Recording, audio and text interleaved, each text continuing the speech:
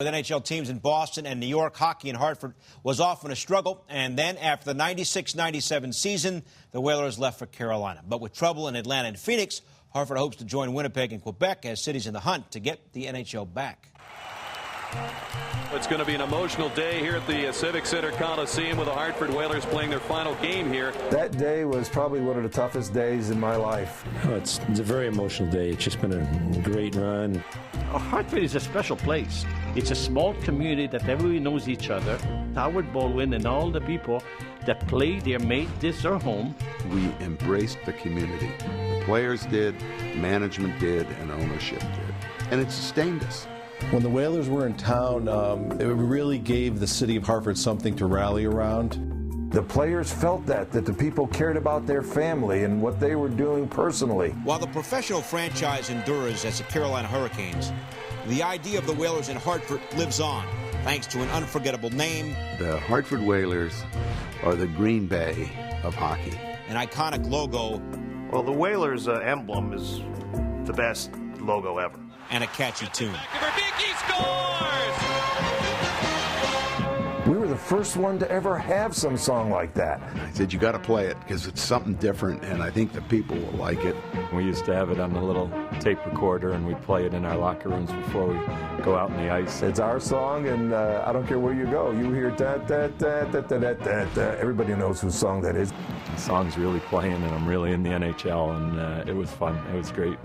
We still see the Whaler hats and the shirts now coming out, stronger than ever. We have grossed more money selling Hartford Whalers apparel than all the NFL clothing and Red Sox and Yankees and Mets combined.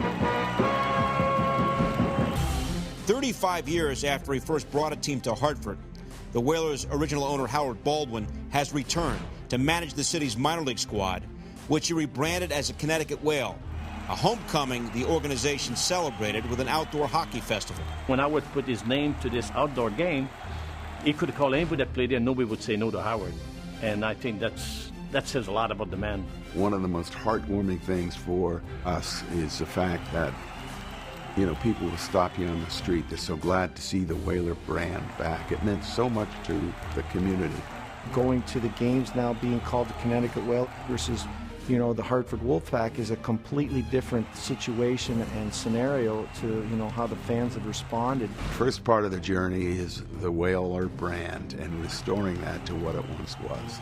Then you've got issues with the building. We've got issues with the television. And you have to put people in the seats. And then when you create a market like it used to be, then maybe some members of the NHL will sit up and take notice and say, hey, what about Hartford again? I think it's probably going to be a difficult thing, but nothing's ever impossible. It's not going to happen overnight. We got a lot of hard work ahead of us. He made it happen one time, and I believe he'll make it happen again.